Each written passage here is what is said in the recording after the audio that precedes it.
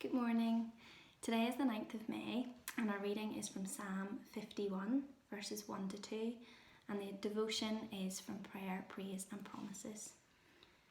Psalm 51 1 to 2 reads, Have mercy on me, O God, according to your steadfast love, according to your abundant mercy, blot out my transgressions. Wash me thoroughly from my iniquity and cleanse me from my sin. The high cost of committing sin. The most priceless thing in the universe is the human soul. We see its value at Calvary because the most costly thing in the world, our sin, required the payment of Jesus' blood to redeem us.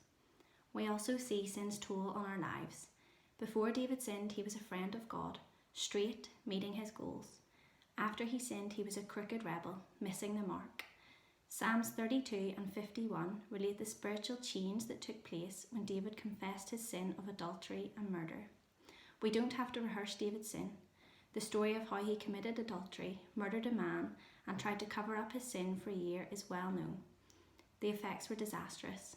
If we really understood what sin is and what sin does, it would keep us from deliberately sinning against God. But we don't see sin the way he does. Sin is a process. David uses 3 different words for what he did. Transgression refers to a rebellion against God. Iniquity conveys the crookedness of the sinner. Sin means to miss the mark.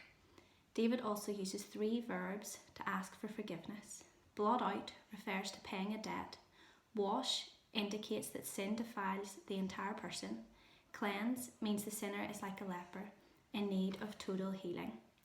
Before you yield to temptation, remember how it damaged David. Count the high cost of committing sin and you will be less inclined to do it.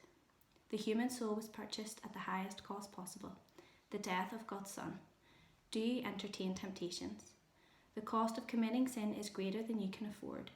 When you find yourself beginning the process of sin, claim the promises of God's word. God will strengthen and protect you and enable you to overcome temptation. Also, rejoice that he forgives you when you do sin. Thanks for listening and we hope you're all keeping well and we're looking forward to seeing you soon. God bless.